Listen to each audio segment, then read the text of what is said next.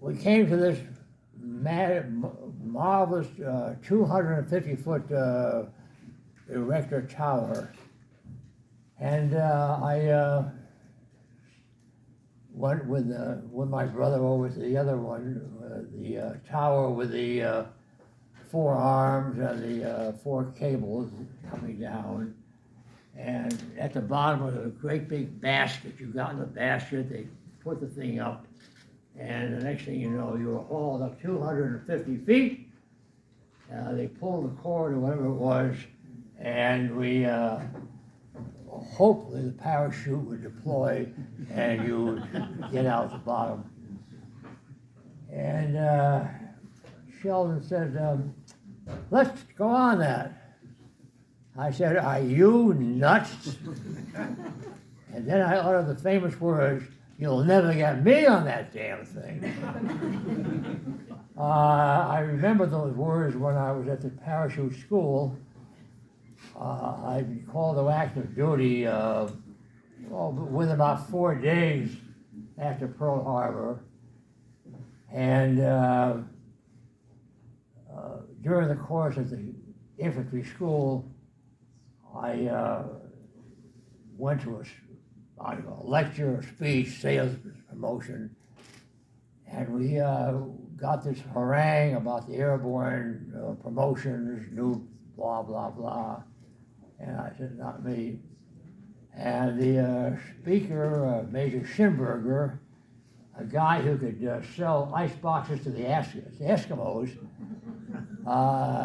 by the way, just for attendance purposes, would you sign this attendance roster? I thought about that many times while I was taking the course at the infantry at the school. And I made it. My God, I made it. I can't believe I could do it. And I'm glad I did, because I spent the next several years with some tremendous guys. And our unit was a separate battalion, the 509th Parachute Infantry Battalion. And we had with our unit, I have to say this, the first airborne soldier, the first paratrooper to receive the Medal of Honor. I thought that was pretty darn good.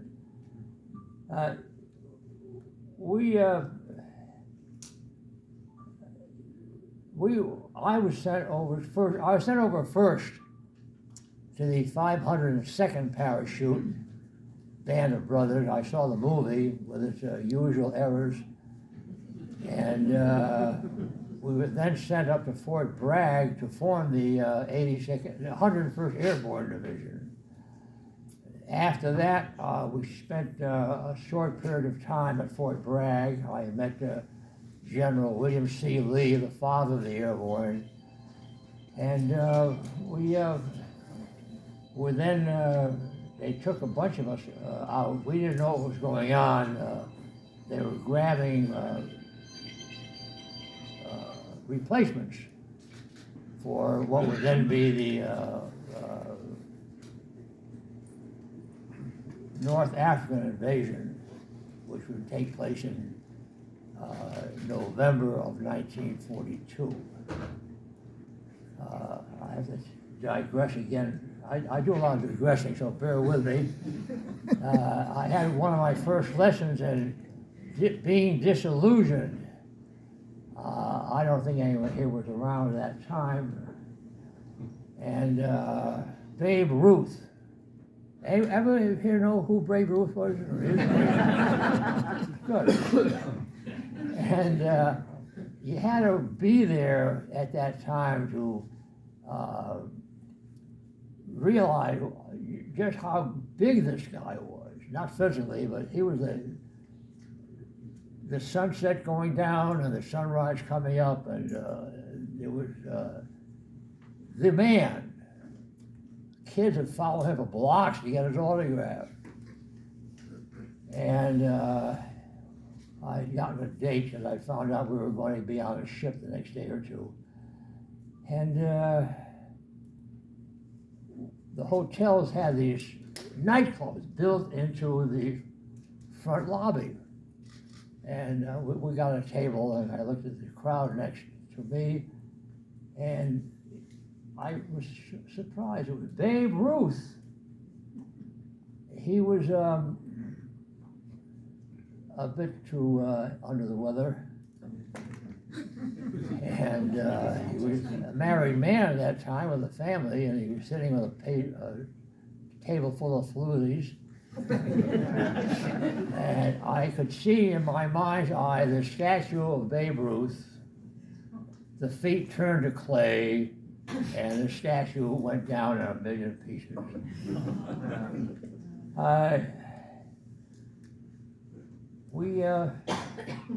Our replacement packet, 12 very raw green second lieutenants, I was part of the greens of them, and 160 basic privates were sent over to England on the Queen Elizabeth. We then got to England, and we couldn't find anywhere to go because the people who ran the replacement depots didn't want to lose people, because then they would have a smaller group and probably wouldn't get promoted in the next go around. And we finally found out where the 2nd Battalion 503rd was, and the commander, Lieutenant Colonel Edson D. Raff. And he was a fiery little guy, and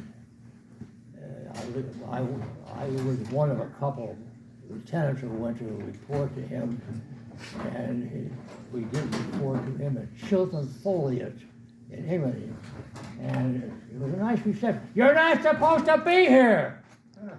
I said, "In the combat zone." We survived that, and I have to add, Raff was one hell of a commander. He was the first guy to jump, and we were doing nothing because we were not in the plan. We did say, I noted one thing, we had about 6 weeks of doing nothing because we had no assignment. And we went to London a few times, and we ran into men, pilots, and others who had been pilots with the RAF during the Battle of Britain. And some of these men had been shot down 2, 3, 4 times and had gone back up again, and some had not survived the last jump, the last patrol. And we eventually followed the unit. Our unit followed from Liverpool by ship. And one of the side lights I remember, we were put aboard a merchant ship from Liverpool to get us to Oran. And I had a chance to, I met the ensign of the gun crew man, and he showed me his uncensored version of the book he wrote. I'm sure some of you saw the movie Convoy to Murmansk. And in the meantime, we ran into a few people from the RAF. I have never seen in all my life people who were quiet, retiring, kept their mouth shut, and wouldn't discuss what they had done and what the heck. They'd only saved the world at that point. We had nothing. So eventually we got out to Taffroo Airport, which had been our first objective, or the outfit. We didn't go in by air at all. We came off the ship. And there were some people who did not have any concept that there was a war going on. And a bunch of us were sitting out in smashed up tarmac, P-38, that double-barreled aircraft, came sliding down the runway. Fella gets out, pinks, greens, crush hat, and a whole ball of wax, and takes off the flight hat, puts on the hat, jumps to the tarmac and says, "Hey, buddy, where's the officers' club?" I think he survived. We finally got together with our outfit, which was put to garrison in a school near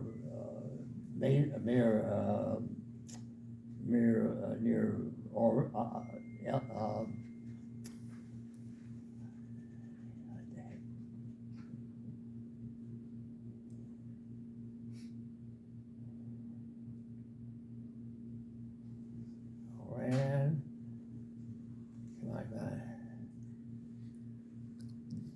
Was it Oran? No, Oran was at the other end. Oh. I didn't see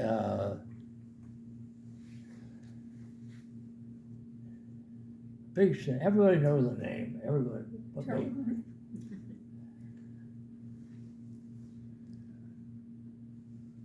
I don't know. We'll go on. Oran and Algiers? Algiers. Give the man $50.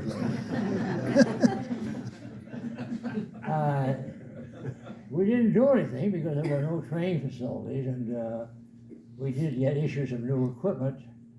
And we just sat around. I took my section out to a gravel pit and did some shooting and marksmanship training. And one of the things that really got to me was the high command figure that once we had the infantry had gotten off the landing boats and came in and did their thing on the beaches, that it would be all over. Well, the Germans didn't know about that.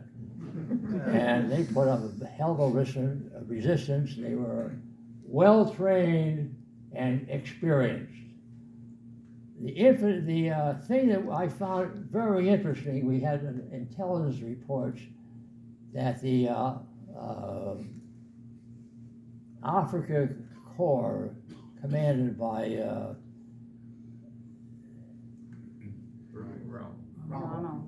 Rommel, thank you, was one of the few, very few, of the German military which observed the Geneva Convention.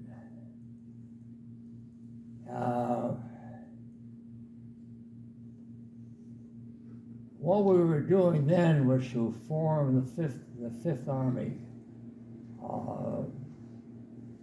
There had been some previous connections with several officers who had served under Mark Clark, and our objective there was to work our way by way of replacements, new officers who had been there before, and by the time we worked our way to Morocco, we would have been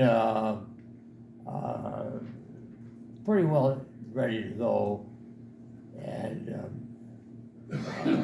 we would be.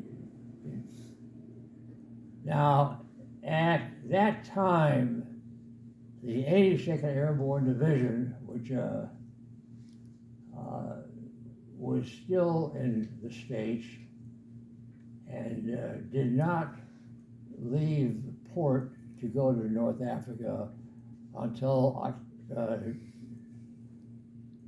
April 29th, 1943, and by the time the 82nd got to North Africa and bivouacked in Morocco, the North African outfit was over. The North African campaign was over. The 82nd also went in with a big public relations campaign, including changing its stationery to add North Africa and try to get credit for being in North Africa, which may or may not have worked. Now, And up to this time, we had done nothing. We had just, RAF had taken the main body of the battalion into Tunisia and had run a campaign out there and lost one man. He was quite a leader, quite an officer.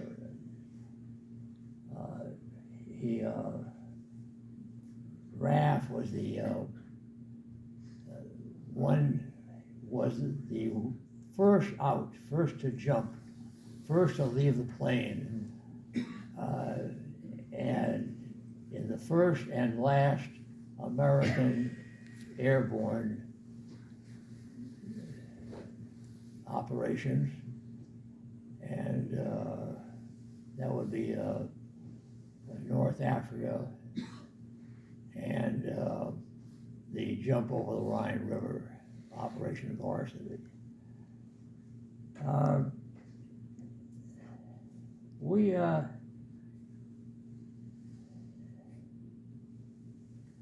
a bunch of side operations. I didn't see any operation work until we got into Italy. We did not go into Sicily with the 82nd Airborne Division. And we eventually moved from North Africa into Sicily. And the 82nd Airborne was fighting in Sicily. We didn't see any part of that. Eventually, we got ourselves worked over to Sicily, and I was surprised, no battalion. What had happened was General Ridgway had gotten permission from Mark Clark to use the 509 for a jump into the Avellino area to block the highway from Avellino to the Salerno beachhead, which was in big trouble.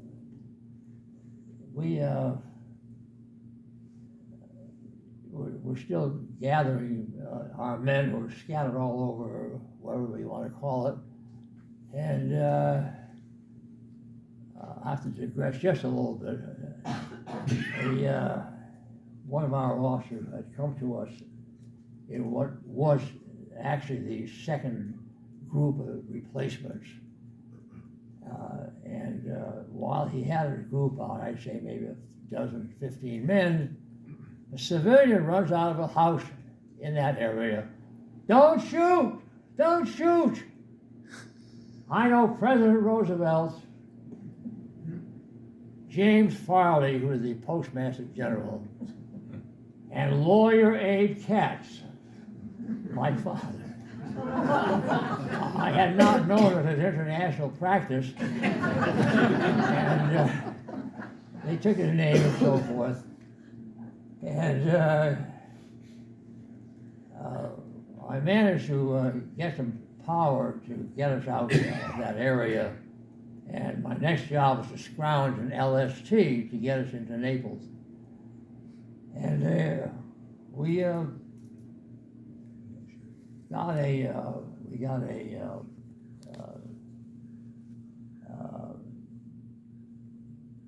I was at that time a first lieutenant. That's a guy with all the responsibility and no authority. And we did manage to get ourselves an LST and went up to the, what do you call it, get an LST at Palermo. Some time later, about 1990, I had been appointed a magistrate. It's kind of like a rented judge. And I was hearing small claims cases in Manchester, GA12. A man came up before me. He was being sued. The person suing him didn't show up, so I dismissed the case. And I noted the similarity in last names between the party that had come out and broadcast his background, and so I called him up after the case was over, and I asked him about it. He said, "Yeah, Mike was my cousin."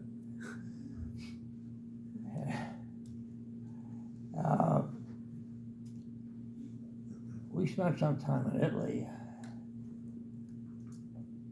and at that time we had lost the exec who had been in command of the drop in Avellino, had been lost. And we moved on up the hill to a school which had been deserted, and our first operation was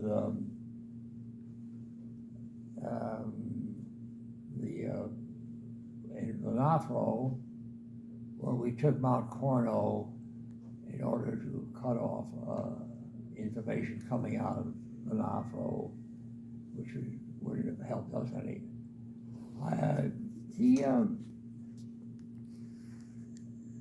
The operation generally in Venafro was an observation, except we also had for support information gathered by the people who scout where the shells would fly from the mortar battery which supported our unit, and had a chance at that point. We were side by side with the Rangers, and it was true.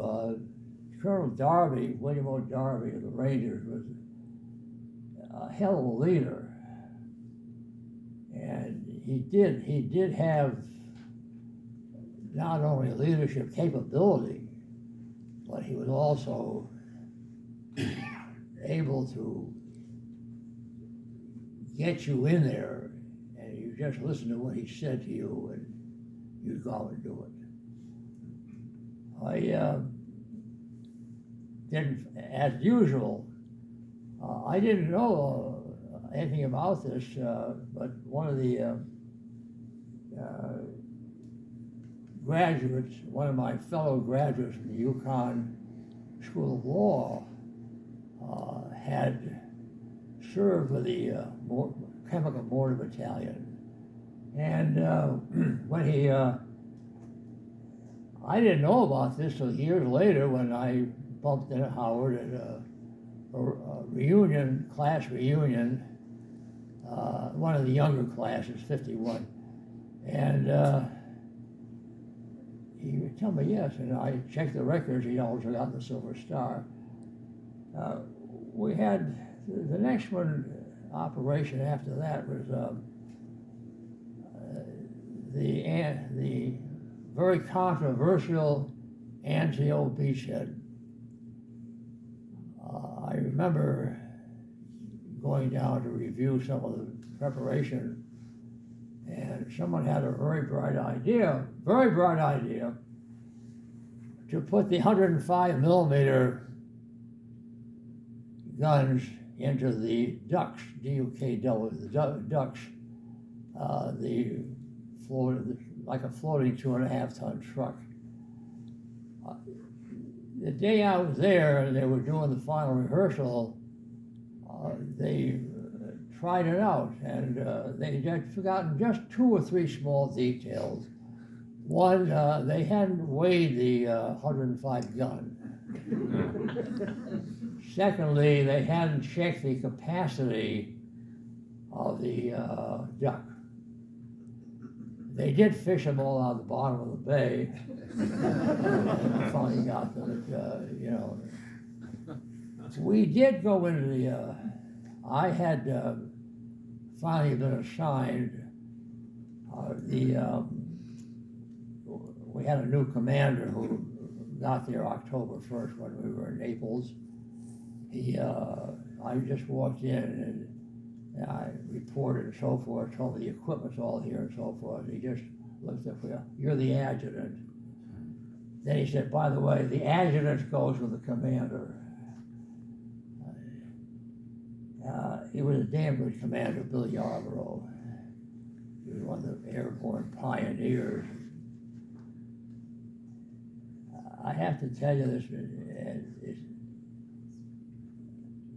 we did receive later a great big public relations charge of the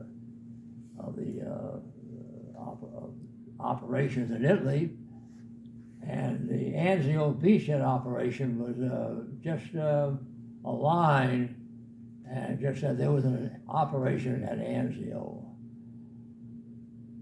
The excuse given for stopping us at Carano was that it was to consolidate the beachhead. I didn't see the logic of that, and neither did anybody else, but we lost 7,000 men killed on the beachhead.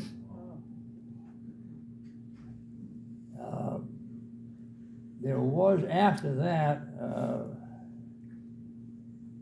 an interview with the Chief of Staff of General Marshal Rommel, and he said flat out, if the Allies had kept on going, they would have been in Rome the first day. I was only that scale, and I would give the humble estimate that if George S. Thank you. had been there, we'd have been there by noon. But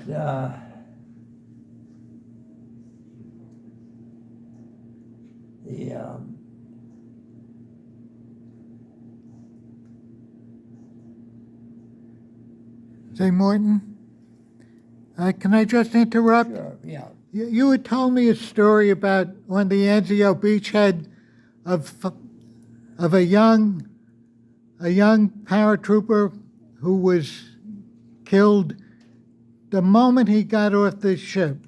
Could you relate that? The young guy. The young guy. Yeah. We had to.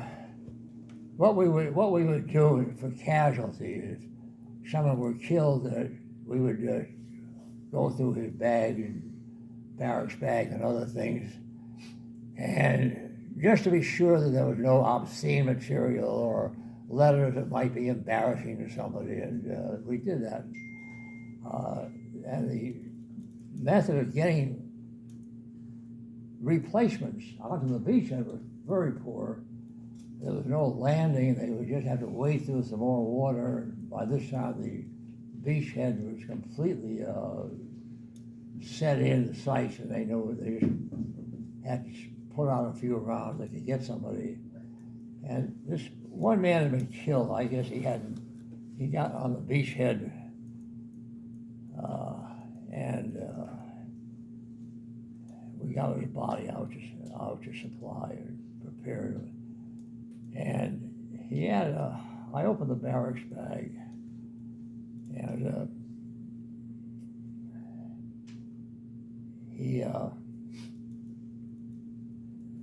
soldier himself with I swear he wasn't 15 years old. He was very successfully lied about his age. And in the bag was one of the imitation leather, I don't know what you call them, a light tan leather frame, and folded on the frame was that of a pretty young girl, probably about 13 years old, and obviously a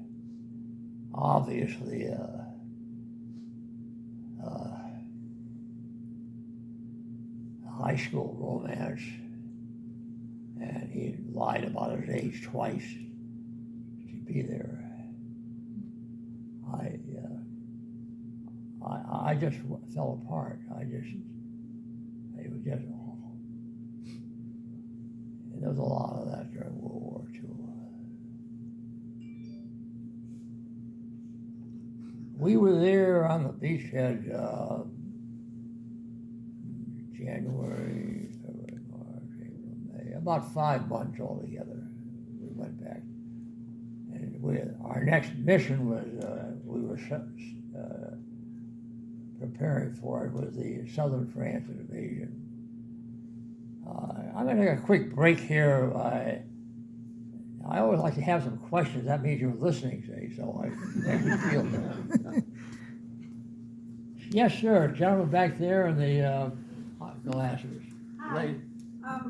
I've often heard that someone in World War II lied about their age, which always confuses me. Wouldn't they have to have shown a birth certificate to enter the war? I don't know. I have no idea. No. Not when they wanted bodies. They didn't check. Okay, thank you. I would guess. Yeah. Mom and Dad would sign. Oh, is that right? And they were forged, a lot of kids were just forged. Oh. What year did you join the military? I was commissioned through another program called CMTC, which is an attempt to have total military training for men of certain ages. And it was not a good program. They utilized retread reserve officers from World War I.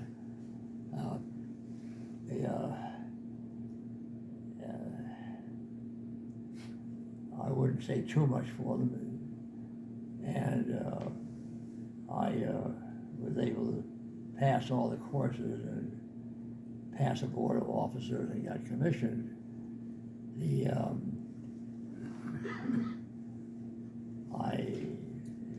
My commissioning was an office window, and you Katz, yes, sign here, yes, take the oath, okay, Sarge will sign you the paper.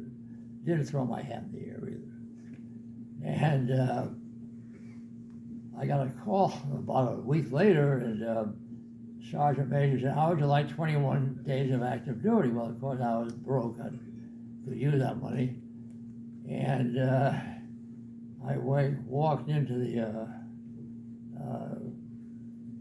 camp at Edwards in Rhode Island. And first person I saw was Captain Victor Report, who had been my sociology professor at Connecticut State College. And I was to see him again in 1945, by which time he had been promoted up to a higher grade and was then on the staff at SHAEF. I met a lot of officers who had been commissioned through that program, and I tell you, they were damn good officers.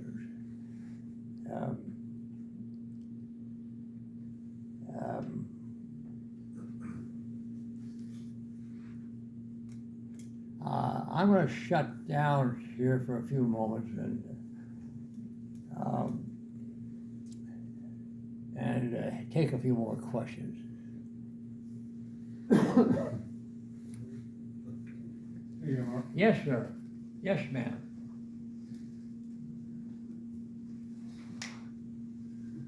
Mark, Yes. Were you ever over at the concentration camps with the liberation? Yes.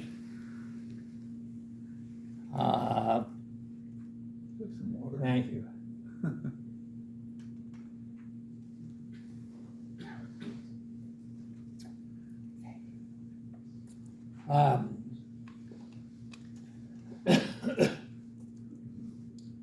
After the Ardennes campaign, we were down to 5 officers and 45 men after we took care of Saint-Vith and Trois Ponts in Belgium. And we, we had to take the place apart and turn everything in. I should have taken more of those wool shirts, but they were obsolete by that time. We went at that time, and the survivors went to the 82nd Airborne Division. We were to go up the river to the proper place, cross, and then continue on. We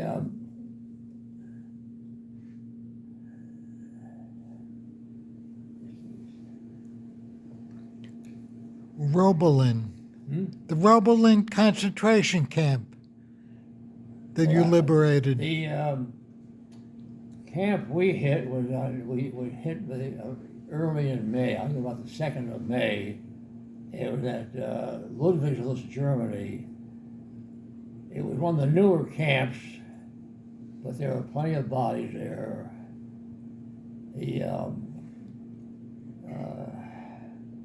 There is today a monument there.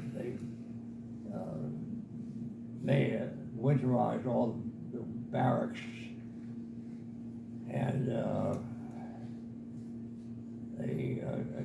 teacher in Michigan who is a member of the Holocaust Fellowship sent me a paper that had been done. It was more of a pamphlet regarding the liberation of the camp. It wasn't so much of what I saw, it was actually what I didn't see. I didn't see a hell of a lot of bodies, but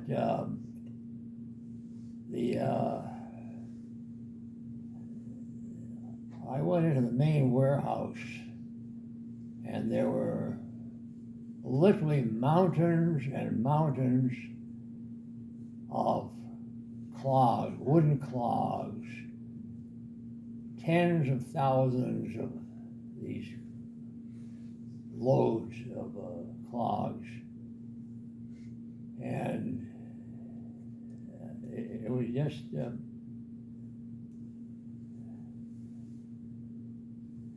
we just missed the SS guys by a few minutes. They had seen us coming, and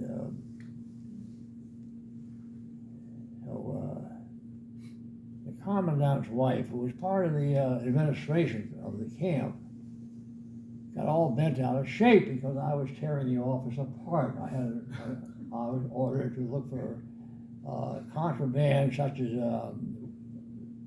communication devices, cameras, guns, and so forth. And she got upset and started complaining that I was destroying the office. Oh. I'll omit the profanity, but I told my interrogator, you tell this so-and-so that she doesn't shut her blank mouth. And I had a knife in my boot. I will cut her blank throat. I was in just the right mood to do it. I didn't shut up.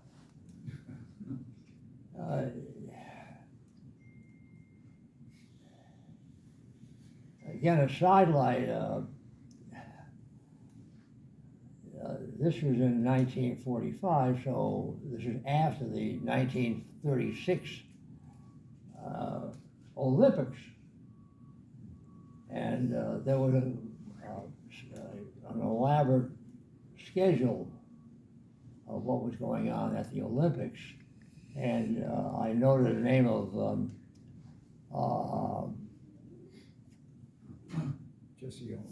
containing Fuquay's name. Fuquay was a track coach at Connecticut State. He was there the last 2 years or so. And I sent this to the athletic department later on. I hope they got it. And it was we were then sweating. We didn't know who was going to go to Japan. All the high brass wanted to be there at the kill, which would have been a bloodbath. And however, we were at just in a position just had to wait to see what the decision would be. And President Harry S. Truman made this right decision to drop the bomb. And had we gone in the other way and with his stuff down the beach for MacArthur to get his picture taken, and it was bad enough.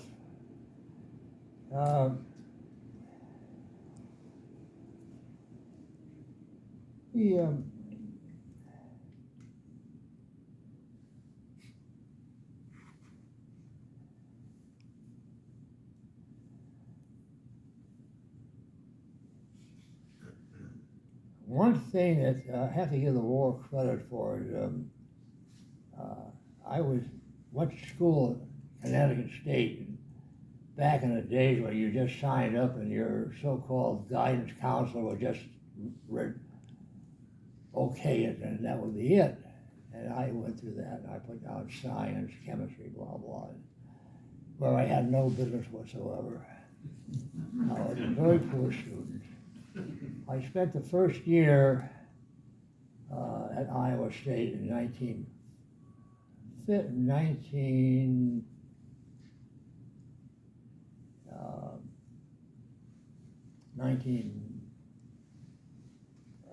and then took the summer off, and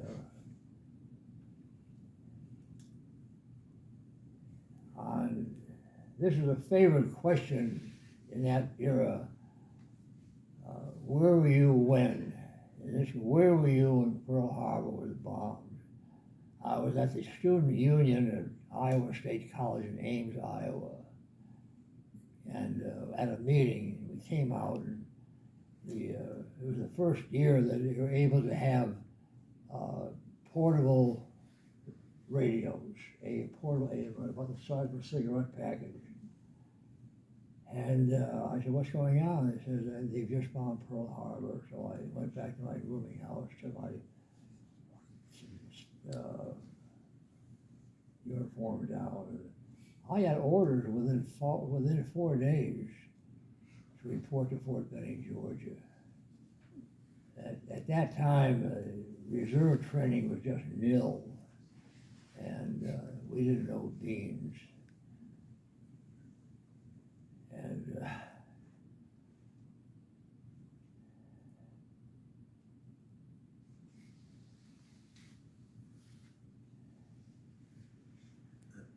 anyway, when I went back to school, I was persuaded by my major professor to still work for my PhD.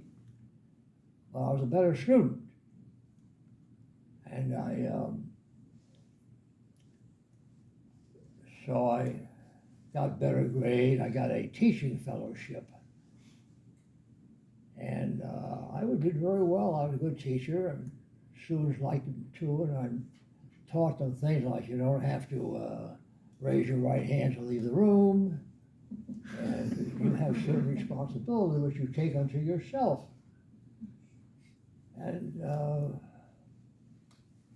yet I hated the research. Well, I liked the teaching because I was in contact with people. So I spent a day at the VA, and this guy gave me every test in the book. And I said, what's the verdict? He says, get the hell out of here. That you have no business here, you have no aptitude for science, you have no aptitude for research. And I went up to see my professor in charge of the teaching, very fine gentleman, Dr. Underkoffler, and I resigned, went home, and took a detour by way of some active duty at the Mountain Training School at Fort Worth. And attended. At that time, you didn't have to take SATs if you had graduated from Connecticut State College. So I reported my first day of school at Connecticut State College at the UConn Law School, which was then on Woodland Street. And the first speech, to the first lecture by Dr.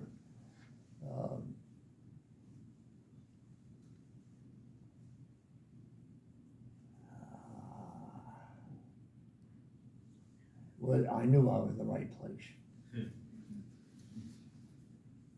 Do we have a couple of questions?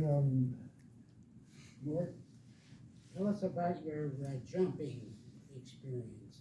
You didn't tell us much about your actual jumping in a parachute. Did you during the war, did you actually have nights where you jumped out of an airplane? Did you jump in combat? No. No, I did not. I didn't. None of us who came over as replacements for the what do you call it? For the North African campaign did. We just got there by ship, and because we were not in the plan, and they couldn't work that. Actually, Anzio Beach. Now, Venafro was strictly a ground operation. Anzio Beach was strictly an amphibious operation. The other operation, Southern France, which, by the way, was actually an extension of the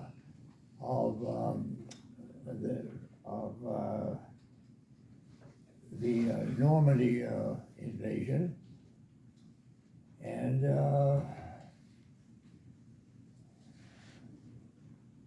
I believe that was it. And I was with every ground operation of our battalion, every amphibious operation, and several side operations which were not for the full battalion, including a very hazardous operation. We had captured a German supply boat, like a giant whale boat, and I forget who it was, but one of the officers from Schaeff commandeered our boat and tried to come up with a cock and bull story that he'd gone over by liaison plane, which is not true. Other than that, I took part in all operations of all organizations. We were there. But what about the practice jump you took where the parachute almost didn't open? Well, I just brought it back and I'll give you another shoot. Just one of those things. It was a defective parachute. I bailed out. I got it apparently opened all right, but I wasn't getting anywhere. I was going down like very fast. And I went by 2 or 3 people. They said, pull your reserve. So I did that. It didn't do any good. I came down kind of hard, and I did all right. And Nicky DeGate behind me broke his leg. He always accused me of ending his dancing career.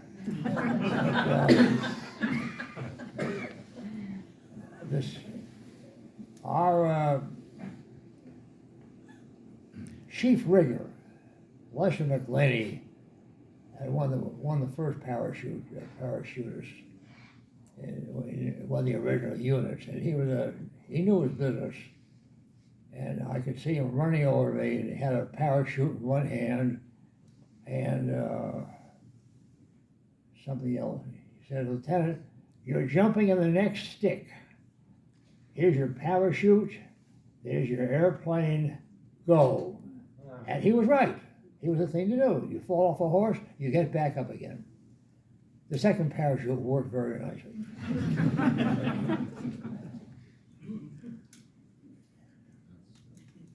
What do you think? One more question? Shoot. No, not from me, from the audience. Oh,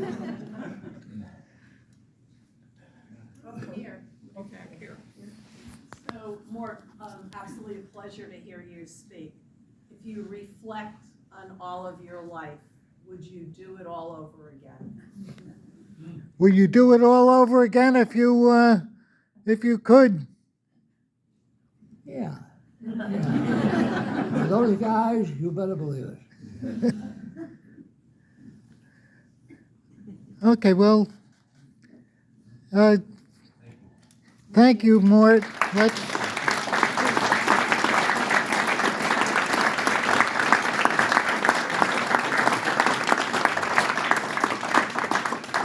What a great talk that was. Well, you try.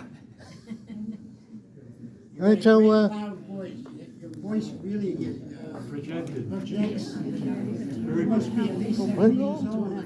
yes, yeah, now, I just have one other, I like to digress on this, but a lot of the supply depots, I mean the big ones, let's say Peninsula base section, that would be in Naples and the Italian peninsula.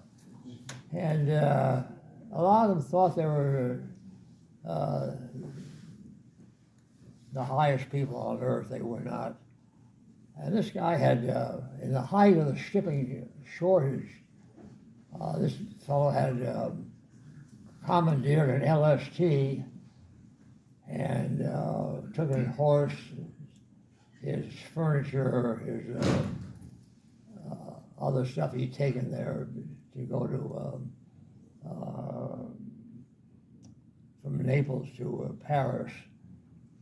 Anyway, after VE Day, of course, all intelligence operations were consolidated. They didn't need me. They put me to a different section, and we were in the back in the what do you call it? We were taking on mail before he went to Le Havre to get on the Queen Mary. And we had a it was very late, and it was hellishly late, and it was cold, wet, and we had to finish some work. And some packages came in. One was a large package, about 3/4 the size of that chair, from the base section in Paris. And we opened it up, and it was court-martial records. All of our old-time sergeants and so forth, and I opened the soft hat through shoulder loop, all of the Mickey Mouse stuff. And all of our sergeants, all of our who had gone to him on pass or leave, going to Paris. So I looked at my warrant officer and Sergeant, what's his name, and Joe Mago and a few others, and nodded. And since the fire was dying, we threw the court martials one at a time to be neat, and threw them in the fire, and forgot about them. So we got to Le Havre to get on a ferry boat to go to England, and we had a couple of letters there. One was a letter from Seine, that's the river, S-E-I-N-E, base section. You have not replied by endorsement as to the receipt of blah, blah, blah, court-martial records, blah, blah, blah, blah, blah. So he wrote back, no record of this headquarters,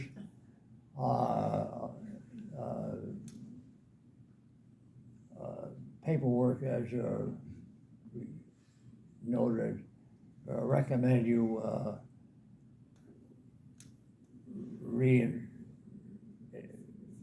go through a record of words to that effect. And by the time they must have got the letter, our letter back, we were probably walking down the gangplank in New York City. Gee, we never heard any more about it. Yeah. Yeah. And this same general found out that we needed Army driver's licenses. Someplace they were sticky about, some they weren't. This guy was very sticky about it. But he wouldn't issue them to us, so we could give them to our drivers.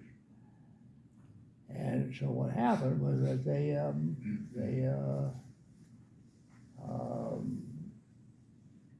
were pulling our drivers over and not having a license. So we tell them, you issue them to us, we'll put them in our drivers' hands. And that was the end of that. Okay. Okay. Master ceremonies? What's that? Thank you. So now,